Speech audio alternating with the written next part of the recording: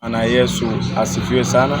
Mpenzi mtazamaji, mahali popote unaponifuatilia, ninakusalimu katika jina la Yesu Kristo wa Nazareti. Ninapenda kukukaribisha kwenye ibada zetu. Ibada ya Jumapili ya kesho ni ibada ya kupokea muujiza wako na kupokea uponyaji wako. Mahali popote ulipo, ninakukaribisha katika kanisa la uponyaji wa nafsi linaloongozwa na mtumishi wa Mungu Apostle Piniel Kipuyo kutoka Arusha Ngaramtoni.